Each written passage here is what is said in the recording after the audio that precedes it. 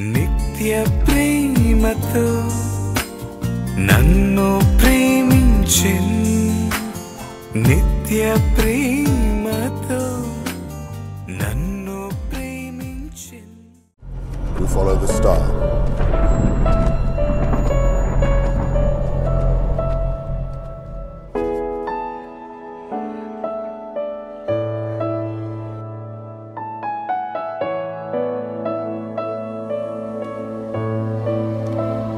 His name is Jesus.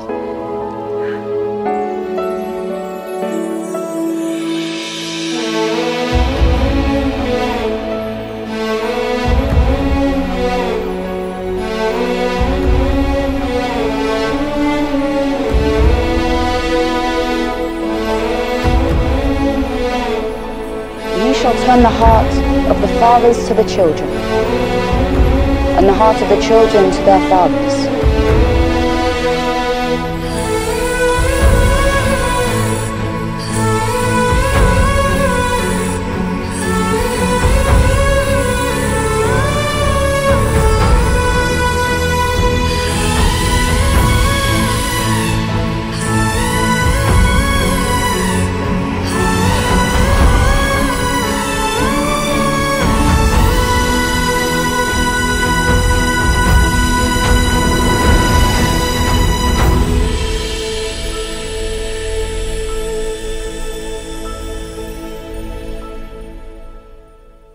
ప్రార్థన చేసుకుందాం. మహాకృపయు కనికరము కలిగిన మా కన్న తండ్రి, ఘనమైన ఉన్నతమైన నీ నామమునకు స్తుతులు స్తోత్రములు చెల్లిస్తున్నాం. శాశ్వత ప్రేమ టీవీ కార్యక్రమం ద్వారా పరిశుద్ధ లేఖనములను ధ్యానించుచుండగా మమ్మల్ని బలపరచండి. నీ దాసుడనైనా నన్ను మరుగుపరచండి. విలువైన నీ మాటలు చెప్పగలిగే సామర్థ్యాన్ని అనుగ్రహించండి. నీ పిల్లలందరికీ నాయన వివేచనను ఇస్తూ నాయన సత్యములో స్థిరపరచమని మిమ్మల్ని ప్రాధేయపడుతున్నాం. ఈ కార్యక్రమం మా అందరికీ ఆశీర్వాదకరముగా నీకు మహిమకరముగా జరిగించమని మిమ్మల్ని కోరుకుంటూ క్రీస్తు నామం నీ ప్రార్థన అడిగి వేడుకొనుచున్నాము తండ్రి, ఆమెన్.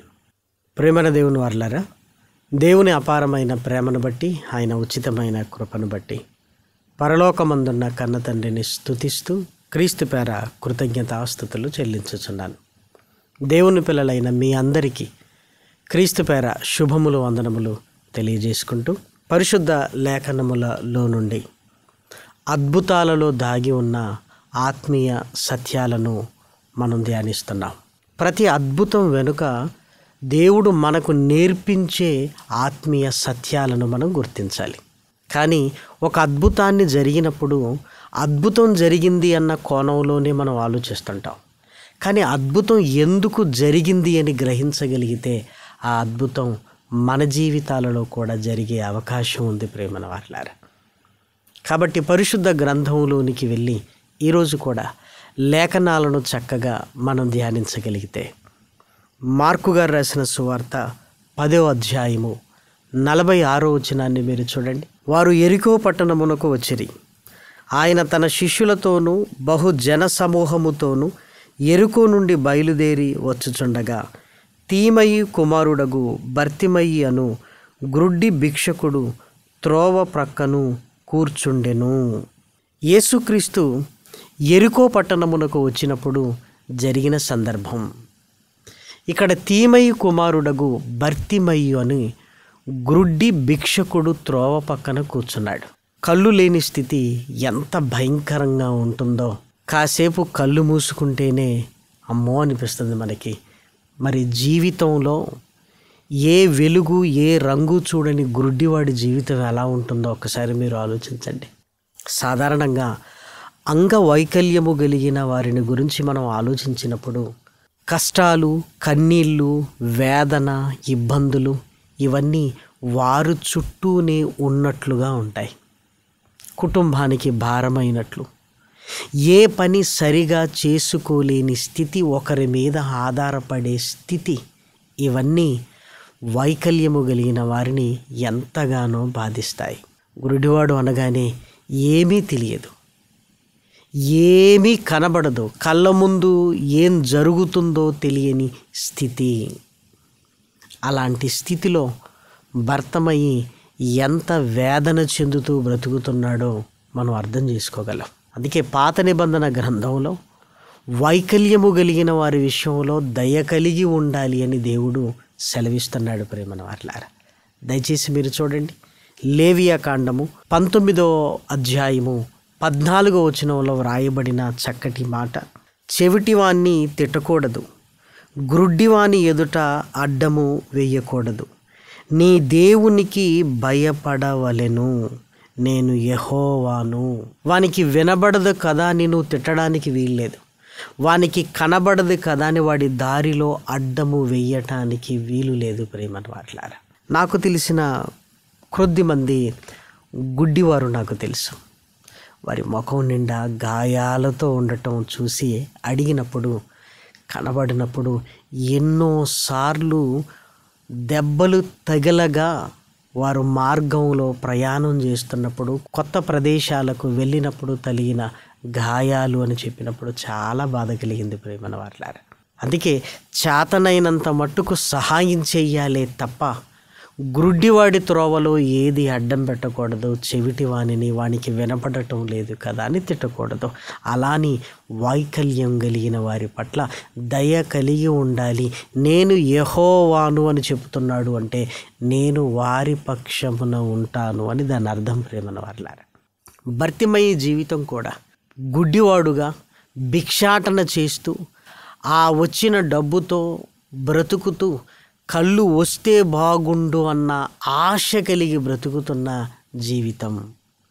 ఇలాంటి పరిస్థితుల మధ్య నజరేయుడైన యేసుక్రీస్తు ఈ మార్గం గుండా వస్తున్నాడు, ఆయన అద్భుతాలు చేస్తున్నాడు అన్న సంగతి విని ఎలాగైనా యేసుక్రీస్తును నేను కలవాలి అన్న ఆశ కలిగిన వాడుగా ఉన్నట్లుగా లేఖనాలలో మనం చదవగలం. ప్రేమన వారలారా, దయచేసి చూడండి, మార్కు సువార్త 10వ అధ్యాయము 47-48 వచనాలు: ఈయన నజరేయుడైన యేసు అని వాడు విని, దావీదు కుమారుడా యేసు, నన్ను కరుణింపుమని కేకలు వేయ మొదలుపెట్టెను. ఊరకుండమని అనేకులు వానిని గద్దించిరి గాని వాడు, దావీదు కుమారుడా నన్ను కరుణింపుమని మరీ ఎక్కువగా కేకలు వేసెను.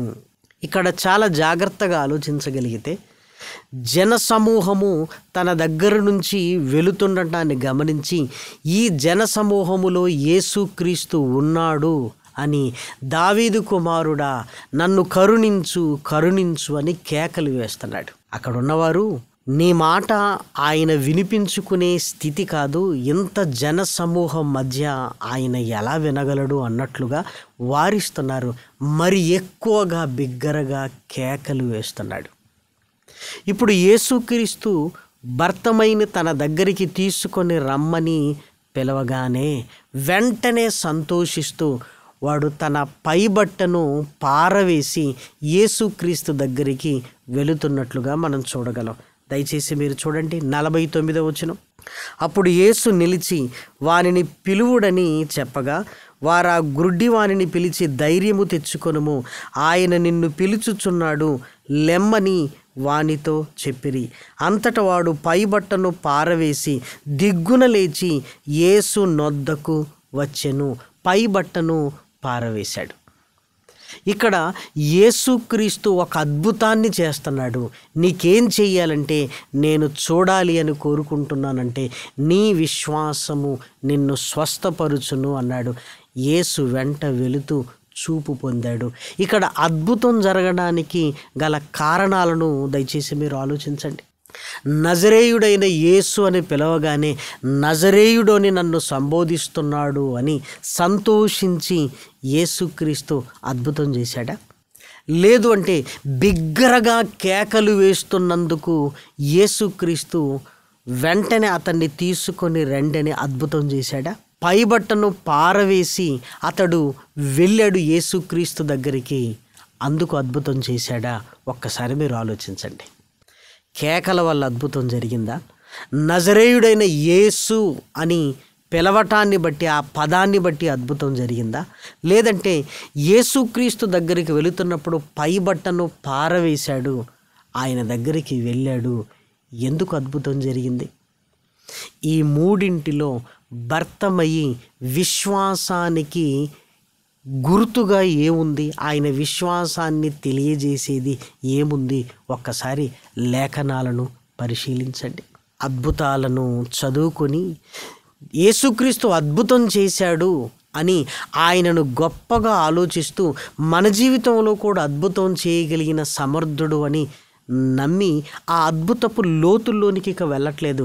ఏ అద్భుతం జరిగినా నీ విశ్వాసము నిన్ను స్వస్థపరుస్తుంది అని చెప్పినప్పుడు యేసుక్రీస్తు వారి విశ్వాసాన్ని గమనిస్తున్నట్లుగా లేఖనాలలో మనం చూడాలి. శరీరం బ్రతకాలంటే ప్రాణం ముఖ్యము.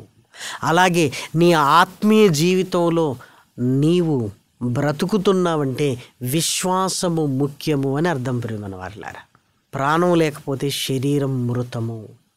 అలాగే క్రైస్తవ జీవితంలో విశ్వాసాన్ని వదిలేస్తే ప్రయోజనం ఏముంది? చచ్చిన శవంతో సమానం. ప్రియమైన వారలారా, విశ్వాసము లేకుండా దేవునికి ఇష్టడై ఉండుట అసాధ్యము. చూసారా? ఈ లేఖనాలన్నీ జాగ్రత్తగా మనం ధ్యానిస్తున్నప్పుడు విశ్వాసము ముఖ్యమైనప్పుడు భర్తిమయిలో కూడా ఆ విశ్వాసము మనము చూడగలము. ఆ విశ్వాసము దేనిని బట్టి మనకు అర్థమవుతుంది? నజరేయుడైన యేసు అన్న పదాన్ని బట్టా, లేదంటే బిగ్గరగా కేకలు వేయటాన్ని బట్టా, లేదంటే పై బట్టను పారవేసి యేసుక్రీస్తు దగ్గరికి వెళ్ళటాన్ని బట్టా ఒక్కసారి మీరు ఆలోచించండి. లేఖన సత్యాలను ఎప్పుడూ కూడా జాగ్రత్తగా ఆలోచించడానికి ప్రయత్నం చేయగలిగితే యేసుక్రీస్తు చేసిన ప్రతి అద్భుతములో ఆత్మీయ సత్యాలు మనకు కనపడుతుంటాయి.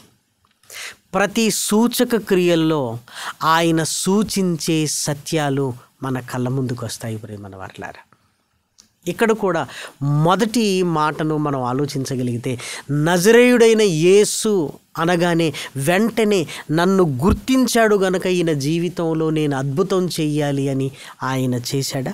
లేదు. యేసుక్రీస్తు ఎప్పుడు మనుషుల పొగడ్తలకు పొంగిపోయి అద్భుతం చేసిన దాఖలాలు లేవు. ప్రియమైన వారలారా, లోకములో మనిషిని పొగిడితే సన్మానిస్తే వెంటనే ఫేవర్గా మన కొరకు మాట్లాడటం మనందరికీ తెలుసు. కానీ యేసుక్రీస్తు మొహమాటము లేనివాడు. నజరేయుడైన యేసు అనగానే ఏదో సంతోషంతో అద్భుతం ఆయన చేయలేదు, లేదంటే బిగ్గరగా కేకలు వేసినందుకు అద్భుతాలు చేయలేదు. ప్రియమైన వారలారా, భర్తిమయి విశ్వాసాన్ని పరీక్షించాడు. ఆ విశ్వాసము ఎలా పరీక్షింపబడింది అని జాగ్రత్తగా ఆలోచించగలిగితే యేసుక్రీస్తు ఎప్పుడైతే పిలిచాడో వాడు పై బట్టను పారవేసి ఆయన దగ్గరికి వెళ్ళాడు. అప్పటి వరకు ఆ బట్టను ఎందుకు ఉపయోగించుకున్నాడు? తాను ధరించుకున్న వస్త్రము కాదు సుమా, తన పైనున్న బట్టను పారవేశాడు. అనగా ఆ పై బట్టను భిక్షాటనకు ఉపయోగించుకుంటున్నాడు. ఆ పై బట్టను పరిచి భిక్షం ఎత్తుకోవడానికి వాడుకుంటున్నాడు. ప్రేమన దేవుని పిల్లలారా, ఇప్పుడు యేసుక్రీస్తు నిన్ను పిలుస్తున్నాడు అనగానే ఆ పై బట్టను పారవేశాడంటే ఆయన నన్ను పిలిచాడు అంటే ఖచ్చితంగా నా జీవితంలో అద్భుతాన్ని చేస్తాడు. అద్భుతము చేసిన తర్వాత నాకు కళ్ళు కనిపిస్తాయి. అలాంటప్పుడు ఈ పై బట్ట నాకు అవసరత లేదు. ఈ విషయాన్ని ఇప్పుడు ఆలోచించండి. అంటే అతనికి ఎంత విశ్వాసం ఉంది అంటే యేసుక్రీస్తు నన్ను పిలుస్తున్నాడు అంటే ఖచ్చితంగా నేను బాగుపడతాను అనే విశ్వాసము కనబడుతుంది. ఆ పై బట్టను పారవేయటం అంటే చిన్న విషయం కాదు. ప్రేమన దేవుని పిల్లలారా, అప్పటి వరకు భిక్షాటనకు ఉపయోగిస్తున్నది. ఒకవేళ యేసుక్రీస్తు పిలిచినా నాకు కళ్ళు రాకపోతే ఏం చేద్దాం, కళ్ళు వచ్చిన తర్వాత నేను పడేస్తానులే అనుకోలేదు. చూద్దాం ఏం జరుగుతుందని వెళ్ళట్లేదు. యేసుక్రీస్తు పిలవగానే నా జీవితంలో ఖచ్చితంగా అద్భుతము జరుగుతుంది అని విశ్వాసముతో వెళ్ళాడు. అప్పుడు యేసుక్రీస్తు నీ విశ్వాసము నిన్ను స్వస్థపరుస్తుంది అన్నాడు. ఒక అద్భుతము మన జీవితంలో ఎదురు చూస్తున్నాము అంటే ఖచ్చితంగా విశ్వాసము గలవారమై మనం ఉండాలి. విశ్వాసము గలవారమై ఉండాలి. విశ్వాసము లేకుండా మన జీవితంలో ఏ కార్యము జరగదు ప్రియమైన దేవుని పిల్లలారా. ఈరోజు అనేకుల జీవితాలలో దేవుడు మా జీవితంలో ఏ మేలు చేయటం లేదు అనటం పరిపాటి, కానీ మేలు ఎందుకు చేయటం లేదంటే ఆయన వలన మేలు పొందదగిన స్థితి ఏంటో తెలుసా? విశ్వాసములోనూ ఉన్నావా, లేదంటే అనుమానాలతో ఉన్నావా? ఒకవేళ రాకపోతే ఇది చూద్దాం, వస్తే ఇది చూద్దామని ఆ ఆలోచనలతో మనం ఉంటే విశ్వాసము లేనట్టే కదా ప్రియమైన దేవుని పిల్లలారా. దయచేసి మీరు ఆలోచించండి. విశ్వాసము లేనట్టే కదా. ఆ విశ్వాసం ఉన్నట్లయితే ఆ విశ్వాసములో నిలబడి ఇక దేని గురించి మనం ఆలోచించము. భర్తమైకున్న విశ్వాసం ఏంటంటే ఈ పైబట్ట ఇక మీదట నేను భిక్షాటన చేసే స్థితి నాకుండదు. ఎందుకు? నజరేయుడైన యేసుక్రీస్తు నన్ను పిలుస్తున్నాడు అంటే ఎంత విశ్వాసముతో యేసుక్రీస్తు దగ్గరికి వెళుతున్నాడు. ఆ విశ్వాసాన్ని ఆయన గమనించాడు. విశ్వాసం అనేది చాలా ప్రాముఖ్యమైనది. ఆ ప్రాముఖ్యమైన దానిని మనం వదిలేసి అద్భుతం జరిగింది, నా జీవితంలో జరుగుతుంది, నీ జీవితంలో జరుగుతుంది అన్నట్లుగా ఆలోచిస్తాం. కానీ అతనిలో ఉన్న విశ్వాసము నీలో నాలో ఉందా మనం గమనించాలి. ఈరోజు నీకు నాకు ఉండవలసిన విశ్వాసం ఏంటో తెలుసా? కేవలం అద్భుతం జరుగుతుందన్నది మాత్రమే కాదు, యేసుక్రీస్తు మరణించి తిరిగి లేచాడు, నేను స్వరక్షకునిగా ఆయనను అంగీకరించి మరణించిన నన్ను తిరిగి లేపగలిగే సమర్థుడు అని నమ్మాలి. చిన్న చిన్న విషయాలలోనే నమ్మకాన్ని కోల్పోతున్నప్పుడు మృతుల పునరుత్థానాన్ని నువ్వు నమ్మగలుగుతున్నావా? ఒకవేళ దాన్ని నమ్మితే అసలు ఈ జీవితాన్ని ఎంత చిన్నదిగా చూస్తామో తెలుసా? ధనం రంగు కాగితాలు, వస్తుంది పోతుంది. అందం వయసు మీద పడితే పోయేది. దేనిని మనం ప్రేమించాం? రాబోయే లోకాన్ని ప్రేమిస్తుంటాం. మనం పొందుకోబోయే శరీరాన్ని గురించి ఆలోచిస్తుంటాం. ఎందుకు? రాబోయే జీవితాన్ని, మృతుల పునరుత్థానాన్ని నమ్ముతున్నాం గనుక. ఇంకా లోకంలో ఆశలు, ఆస్తులు, అంతస్తులు, డాబులు, దర్పాలు, అతిశయము, ఉద్యోగాలు, అంతస్తులు, మేడలు, భవంతులు, వీటిని గురించే నువ్వు ఆలోచిస్తున్నావు అంటే మృతుల పునరుత్థానం యందు నువ్వు విశ్వసిస్తున్నావా? యేసుక్రీస్తు మరణించి తిరిగి లేచి పరలోకానికి వెళ్ళాడు. నన్ను కూడా మరణించిన తర్వాత తిరిగి లేపి పరలోకానికి తీసుకొని వెళతాడన్న ఆ విశ్వాసముపై నా జీవితాన్ని మనం కట్టుకున్నావా? జీవితంలో ఏదో ఒకటి జరగదులే అన్న అనుమానమే ఉంటున్నప్పుడు, చిన్న చిన్నవే మనం అనుమానంతో ఉన్నప్పుడు మృతుల పునరుత్థానపు సంగతి ఏంటి ప్రియమైన దేవుని పిల్లలారా? దయచేసి మీరు ఆలోచించండి. దుష్టుడు బలముగా పనిచేస్తున్న ఈ కాలాలలో వాడు దొంగిలించేదేంటో తెలుసా? విశ్వాసము. ఎందుకంటే అది అమూల్యమైనది, అది వెలకట్టలేనిది. ఆ విశ్వాసాన్ని దొంగిలించడానికి వాడు ప్రయత్నము చేస్తున్నాడు. అది ఎంత విలువైందని వాడికి అర్థమైందో ఒక్కసారి మీరు ఆలోచించండి. లేఖనాలను వింటున్నప్పుడు దేవుడు మనతో మాట్లాడుతున్న అనుభూతిని పొంది ఈ లోకములో ఉన్నవన్నీ శాశ్వతము కాదు అని ఇవన్నీ వింటున్నప్పుడు విశ్వాసములో బలము పొంది ఉన్న చిన్న జీవిత కాలంలో దేవుని కొరకు ఉన్నతంగా మనమంతా బ్రతకాలి కదా ప్రేమన దేవుని పిల్లలారా. భర్తిమయ్యే గుడ్డివాడు విశ్వసించాడు. ఈరోజు మన స్థితి కూడా చూడండి.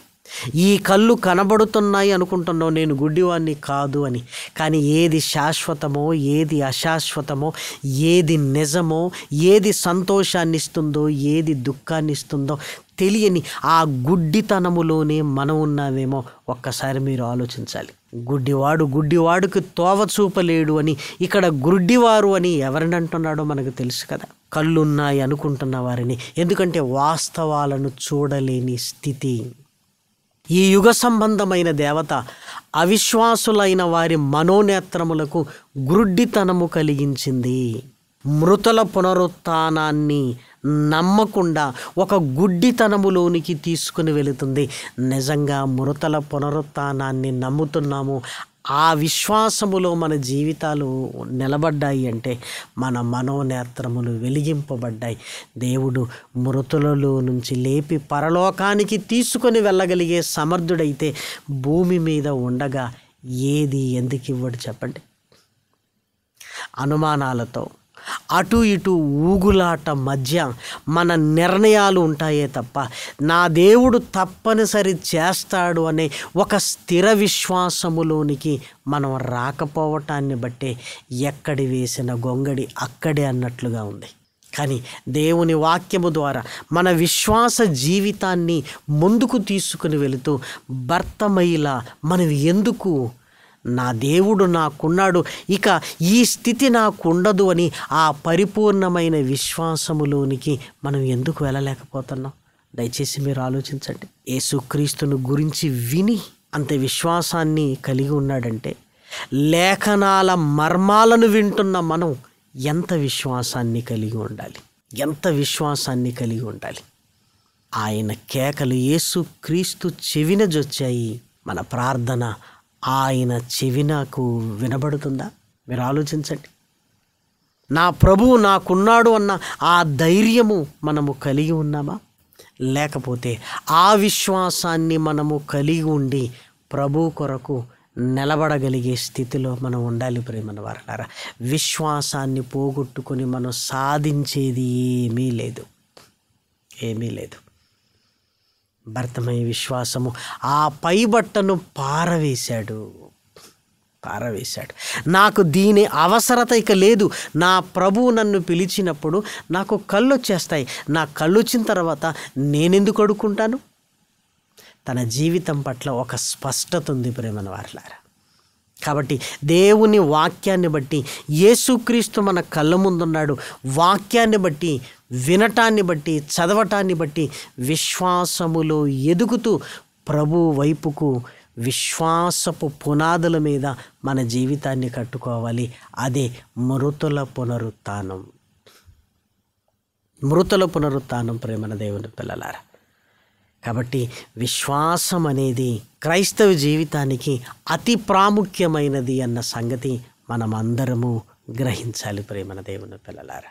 కాబట్టి మృతుల పునరుత్థానం వైపు మన ఆలోచనను మళ్లించుకుంటూ ఇది ఎంతకాలం, కొద్ది కాలమే, నా ప్రభు వస్తాడు, నన్ను తీసుకుని వెళతాడు అని రక్షణలోనికి వచ్చి ఆ రక్షణను కాపాడుకుంటూ ఈ చిన్న జీవితంలో ముందుకు వెళ్ళగలిగితే ఒక గొప్ప జీవితం మనకు రానుంది ప్రేమన వారలారా.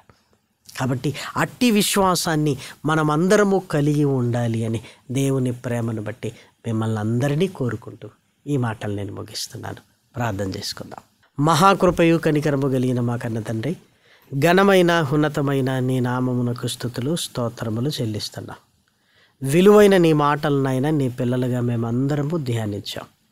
విశ్వాసము గలవారమైనైనా నీ వైపు చూడగలిగే భాగ్యాన్ని నాయన మా అందరికీ అనుగ్రహించండి. దుష్టుడు నాయన శోధనలోనికి తీసుకుని వెళ్ళి నాయన మా అమూల్యమైన విశ్వాసాన్ని నాయన కాజేయకుండా నాయన మేము నాయన విశ్వాసములో పాదుకొని నీ అందు వర్ధిల్లగలిగే భాగ్యాన్ని అనుగ్రహించండి. ఈ శాశ్వత ప్రేమ టీవీ కార్యక్రమాలను అనేకులకు నాయన దీవెనకరంగా మలచండి. రక్షణ వైపుకు నాయన నీ పిల్లల హృదయాలను సిద్ధపరచండి. విశ్వాసములో స్థిరపడుటకు నాయన ఈ మాటలు వారి హృదయములో నాయన పదిలపరచమని మిమ్మల్ని కోరుకుంటున్నాం. తండ్రి, ఈ కార్యక్రమాన్ని ముందుకు తీసుకుని వెళ్ళటకు సహాయ సహకారాలు అందిస్తున్న నీ పిల్లలందరినీ నాయన జ్ఞాపకం చేసుకోండి. వృద్ధులు ఉన్నారు, సండే స్కూల్ పిల్లలు ఉన్నారు నాయన. తండ్రి, ఇదిగో నాయన స్త్రీలు నాయన, యవన పిల్లలు నాయన. తండ్రి, వారి కష్టార్జితముతో నాయన ఈ కార్యక్రమమును నాయన ముందుకు తీసుకుని వెళుతుండగా నాయన బలపరచండి. సహకరిస్తున్న సంఘాలను నాయన ఆశీర్వదించి నాయన బలపరచమని మిమ్మల్ని కోరుకుంటున్నాం. అదేవిధంగా ప్రార్థనా సహాయాన్ని కోరిన నీ పిల్లలను నాయన జ్ఞాపకం చేసుకోండి. తండ్రి, శోధన వలన నాయన నీరసించిపోతున్న నీ పిల్లలకు వాక్యము ద్వారా నాయన లేవనెత్తండి. తండ్రి, మరలా స్థిరమైన విశ్వాసాన్ని కలిగి ఉండుటకు నాయన నీ కృపను అనుగ్రహించండి.